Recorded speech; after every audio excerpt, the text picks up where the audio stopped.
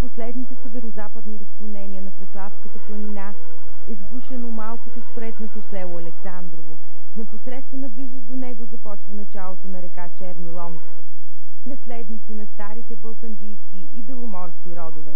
Всички те се събраха в селското читалище, за да си спомнят за отминалите години, да отдадат почет на тези, които ги няма вече сред тях, но и да обединят силите си за възраждане духовните и културни устои на селото.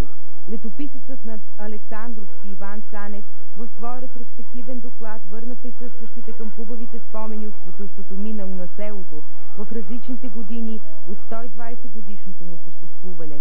През ранната пролет на 1879 година започва усиленото строителство на селото.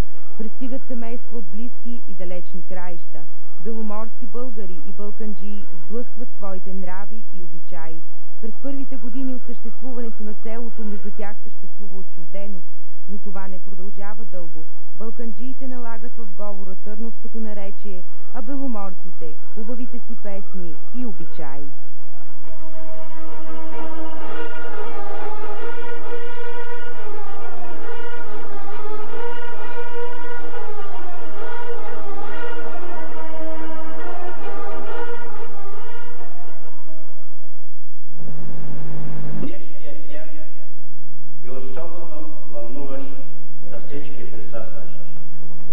Всеки по-своему се връща мислено към приятните мигове, свързани с радостните детски години, когато играли в бягал по тези улици и мечтали, оживява времето на младостта.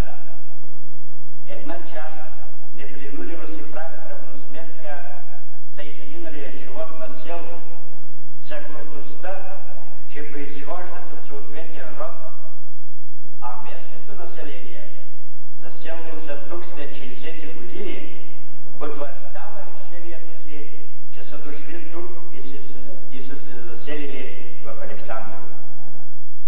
Първо, основателите на селото са донесли прогресивните традиции и нрави на българите от Беломорска Тракия, на българите от Търновско, Тревненско и Трявненско.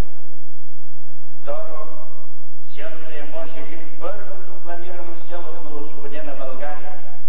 Трето, голяма част са наследници на рода на известния войвода Филип Тотев, други на баба Койка, а трети от други известни родове.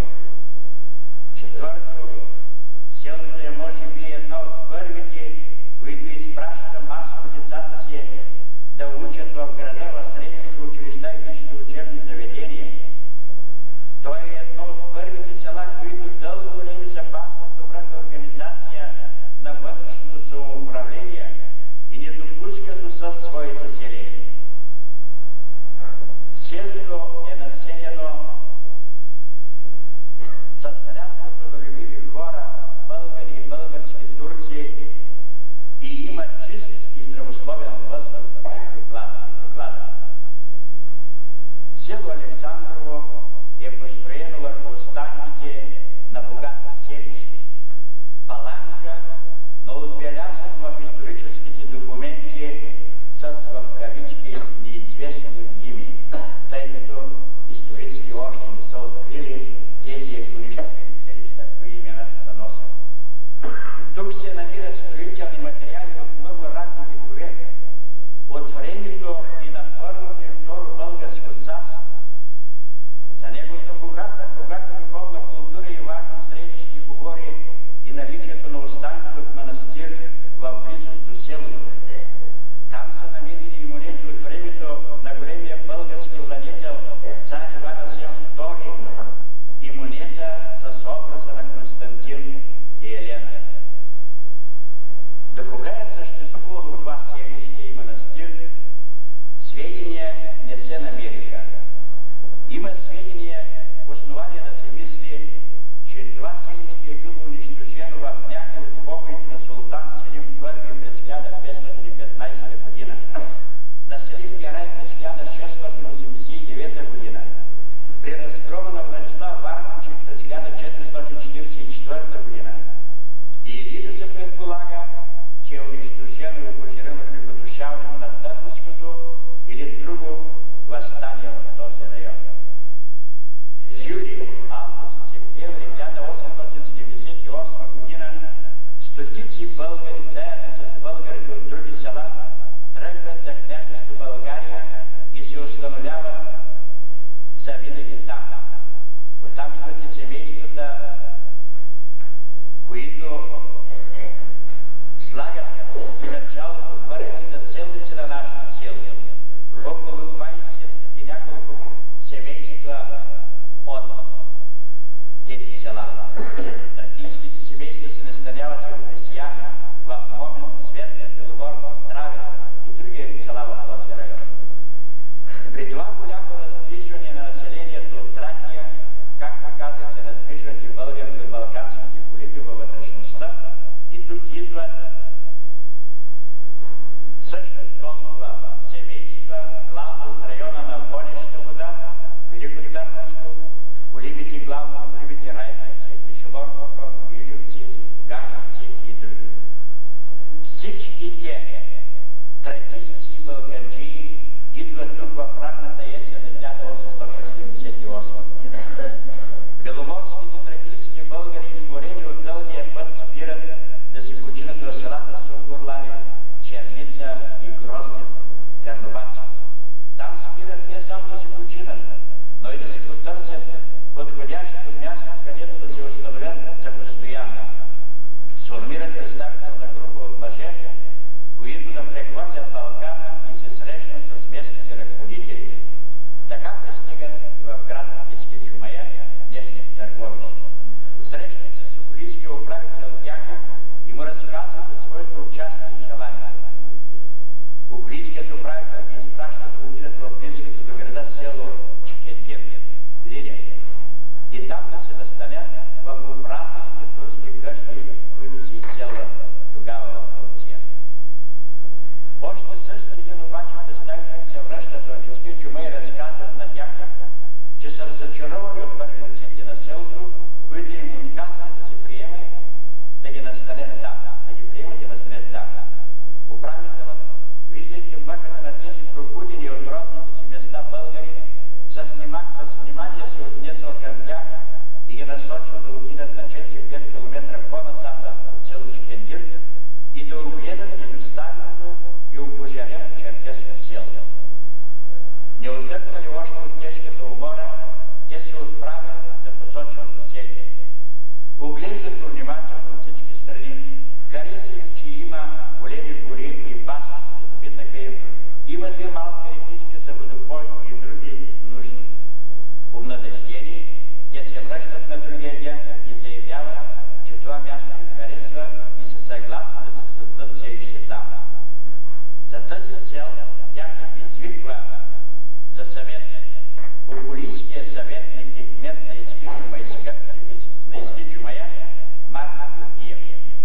Обсъждат с него предложението на представителната група и им казват, че околийската управа и кметството на Ескичумая са съгласни с това тяхно предложение и че Марко Георгиев поема ангажимента да им направи безплатен план на селото и ще изискат от княза да ги оземли с по 10 декара земя, да им даде безвъзмездно по едно дворно място за строеж.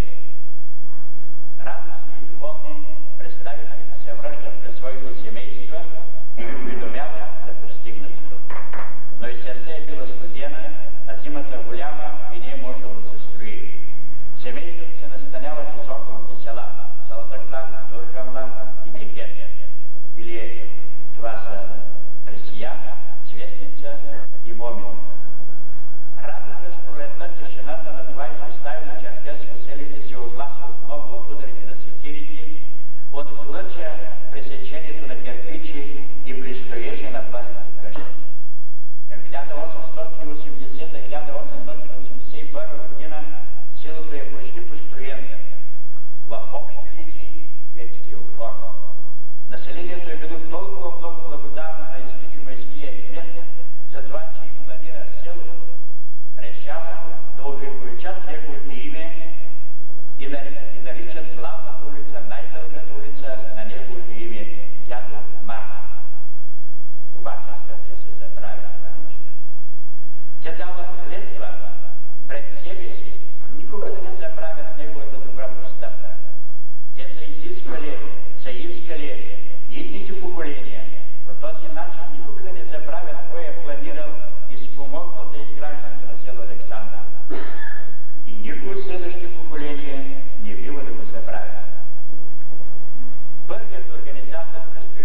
селото е бил избран от беломорци и балканчии за кратко време Петко Колев Мечката, който идва от махала Пелица Тряновци. Роден през 1815 година и починал през 1916. Официално за първия кмет е избран на следващата година Неделчо Петров.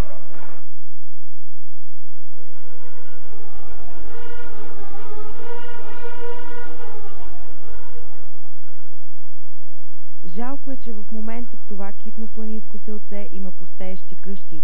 Все по-малко хора живеят в него. Ако през 1946 година те са били над 600, днес тук живеят не повече от 400 човека. И само в 10 къщи са потомците на старите български родове. До 1960 година в Александрово живеят само българи, но миграционните процеси се отразяват сериозно на селото. Вследствие на масовото преселване към Търговище, много от домовете остават празни. Тогава се заселват и първите български турци, главно от селата Цветница, Трескавец и Панайот Хитово. И така днес Александрово все повече губи устоите си на средище с духовни, просветни и културни български традиции, а в миналото главна опора на селените са били местното училище Свети Кирил и Методий, което от 4 години не посреща свои възпитаници, и църквата, даваща своя принос за духовното изграждане на населението.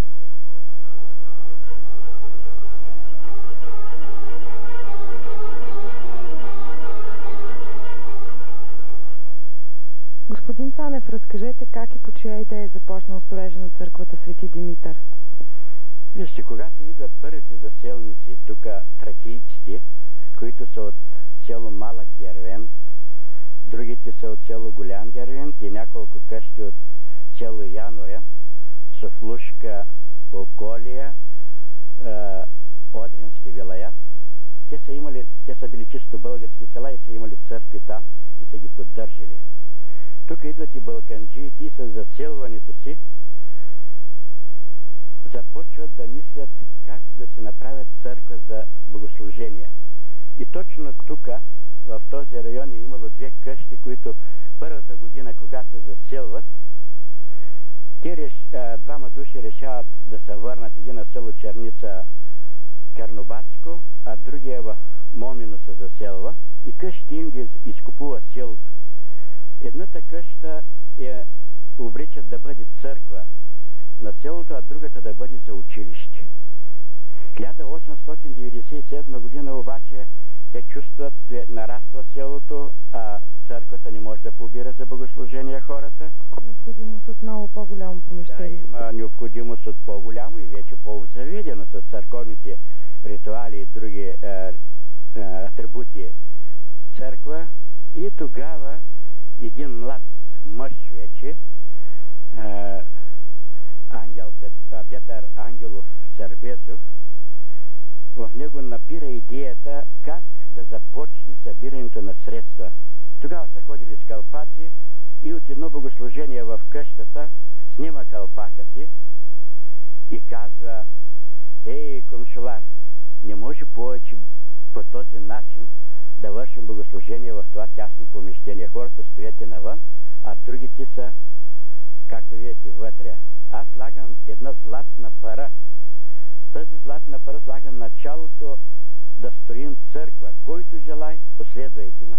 И хората започват вече да слагат златни пари, други след това, и се създава по този начин фонд за строителство на църква. Вярно, тогава много хора са били отзивчиви и са дали дарения. Всички са били отзивчиви без изключение. Просто с радост са дарявали тези средства, събират се средствата и през 1897 година започват веднага строителство на тази църква. Вземат камъни, даже са ги носили, мисля, една част от камъните от търговските казарми, стари турски казарми някъде имали. Носят тук, строят и през 1899 година църквата е построена. Макар и не напълно обзаведена, започва и първия ритуал. Тогава, като вземат, венчават първото семейство, което и открива църквата едновременно, това е Петко Цанев Петров и неговата съпруга Иванка Димитрова Лучева. Александровската църква е вече полуразрушена. Старост и немощ излъчват стените на вечността. Върху избелелите стенописи са почти изчезнали изображенията на светците. Стените, пишни някога, днес камара Рошкови над тях тържествува. Треви обримчват избледнялата арабеска. Възможно ли е всичко това? Защо този храм на българщината е в това състояние? Все въпроси, от които не можем да не се вълнуваме, да не се страхуваме от тази проява на духовна немара. Но радостното е, че има хора, които са загрижени за нейната съдба. По повод 120 години от основаването на селото, църквата Свети Димитър получи дарение от господин Христо Бухларски и синът му Димитър, икона, изографисана от Марин Пеев. Отец Димитър от храм Успение Богородично направи водосвет за здраве и благодарност на дарителите и освети новата придобивка за църквата. Предава село Александрово, вашата църква Свети Димитър, да направим един тържествен водосвет по случай 120 годишно от основанието на вашето село. Искам да ви дам хилядите поздрави сърдечни от господин Бухларски, който това нещо, това събиране само по неговата инициатива, от неговия син Димитър, които двамата подаряват тази хубава икона за здраве на неговия син, както казах, и за спомен на неговия баща Димитър. Сърцето ми е пълно с радост, като видях толкова много хора на село Александрово. Но да сме живи и здрави, всичките да се завърнете по родните места, защото трагедията е голяма. Идваме само на смъртови, за кръщатки, за венчавки няма. Храмовете се затварят почти във всяко едно село, особено по Мурташкия край, където няма въобще хора, които да живеят.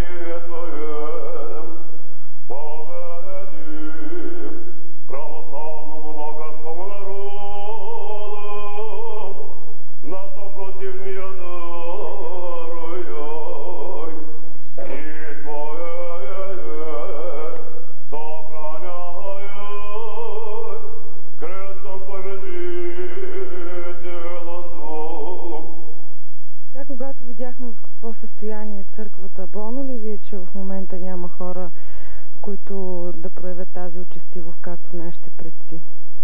Не само ми е болно, но вече няколко години поставяме въпроса за ремонта на църквата, второ за посещаемостта. Отговорник имаме на църквата, но няма кой да я извършва богослужение. И решихме да събираме средства да се извърши ремонта на тази църква, за да може все пак да служи като една крепост за миналото, да напомня винаги на населението тук, че е имало християни, че винаги християнството ще векува в света и вече има дарители по 100 000. Галина Ангелова, Галина Георгиева Колева, тук, която е наша наследничка, рода и от нашето село, във Варна живее. След това има други, които Христо Бухларски ето дари икона безплатно на църквата с помощта на художника Марин Пеев. И се надяваме, че много други хора ще дарят средства. Вие видяхте, че се подписват всички хора според възможности да дарят колкото се може. И аз мятам, че то от сега нататък бизнесмени и други хора ще се включат още повече да се извърши ремонта и смятам през пролетта да започне ремонта и да нямаме вече проблем запоем за църква. На събранието в местното читалище присъстващите дадоха своята лепта за обновяване покрива на църквата, като последваха примера на своите предци, които със собствени средства на времето са издигнали храма и са се погрижили за вътрешното му обзавеждане. На празничното събиране, наред с танците, музикалните изпълнения на триото за народни песни от град Търговище и сладкогласните изпълнения на Катя Ангелова, присъстващите си разказваха спомени за отминалите дни. Тези срещи неволно ни карат да се замислим, да намерим сили, да съхраним спомените за едните поколения. Но откъде? От бъдещето не може, него го няма. Остава миналото. То чака, то е и болка, и билка. И дано както местните жители и потомци на Александровци не забравят изконните се места, се намерят още хора, които милеят за миналото и настоящето на своя ден. Нека камбанният църковен звън да събуди умовете и сърцата за отзивчивост и милосърдие. Това ще е небесен знак, че всичко е живо и будно.